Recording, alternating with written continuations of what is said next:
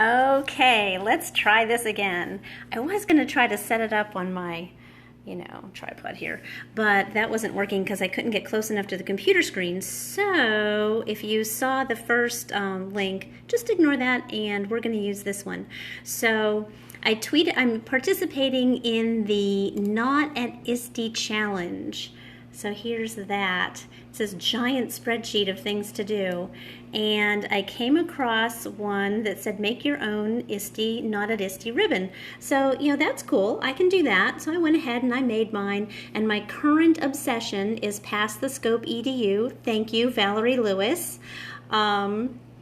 And it's just an awesome thing, and if you Google it or you go on Twitter, you can find the hashtag and just check that out. But anyways, so I thought, well, that's what I'm going to make my ribbon about. So I went over, I made my ribbon, and I tweeted it out like I was supposed to, and within seconds, of course, I get this tweet back. I'll show you right here from Kitty Tripp, who is an educator in South Carolina, and she said so to create a scope showing how you made it. And I thought, okay, I've never done like an instructional Periscope, so that's what I'm trying to do here. We'll see how that works out.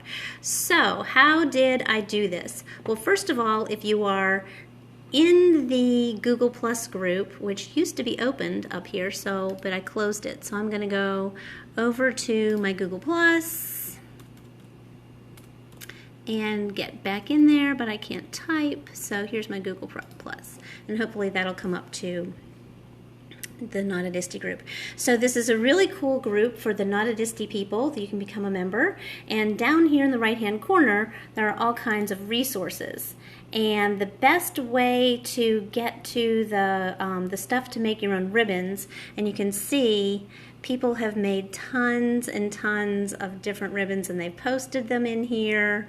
There's mine, and as you scroll down, you can just see all kinds of cool stuff. Anyways, the first thing you should do is click on this little please read, and that will open up this what to do while you're not at ISTE.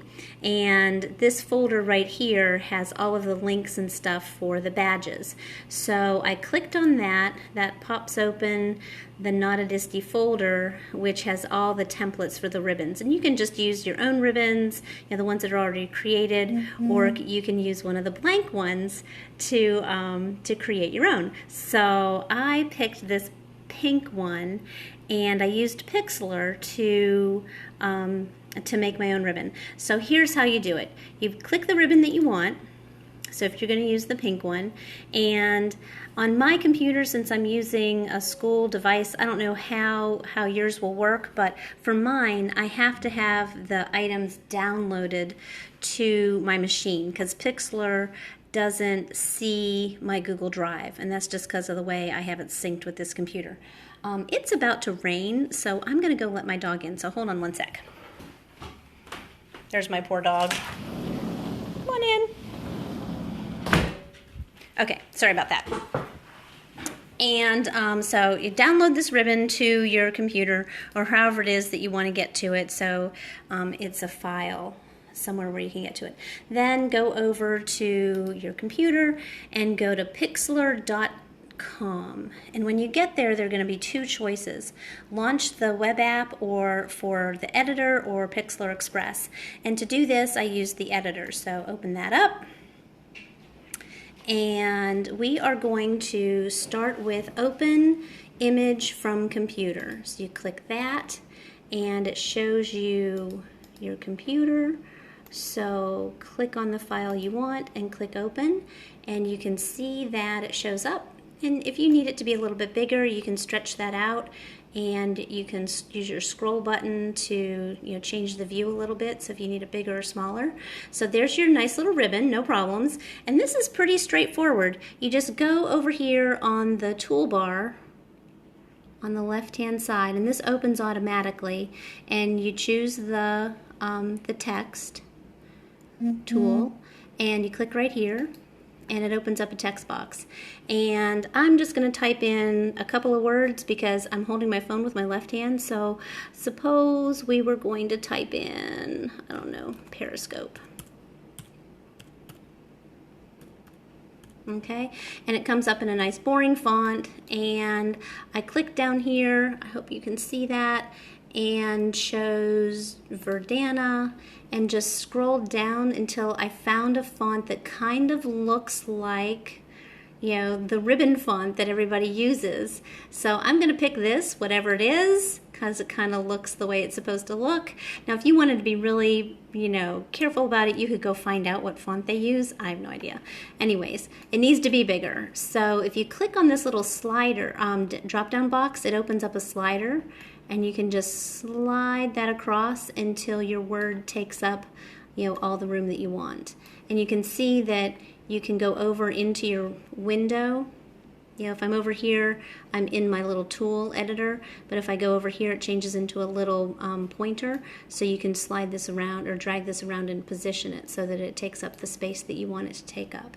So now we're back over here, and I've got regular style, and now we need a color.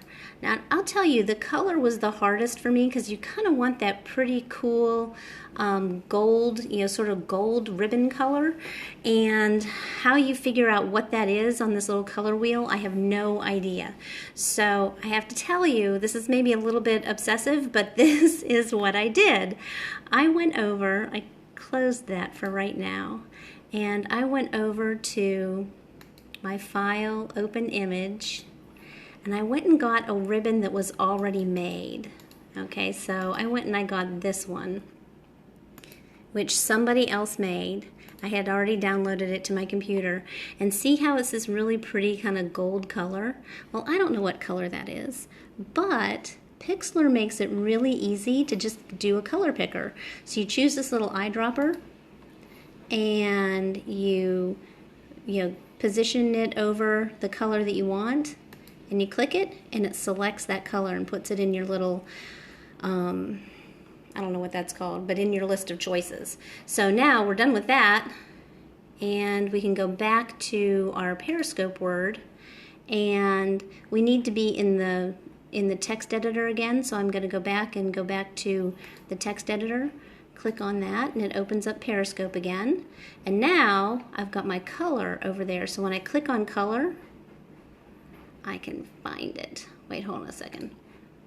Let me go select it. There you go. So you have to click on it, and then you click on color. There it is, and say OK. Oops. When I did this the first time, it worked.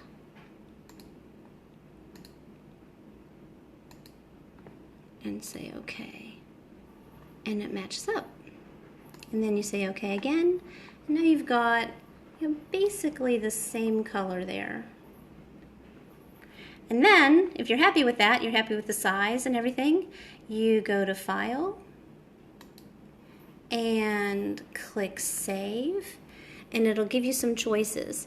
If you save it as a PNG, then it'll be transparent, which is kind of cool, and that's what I would do.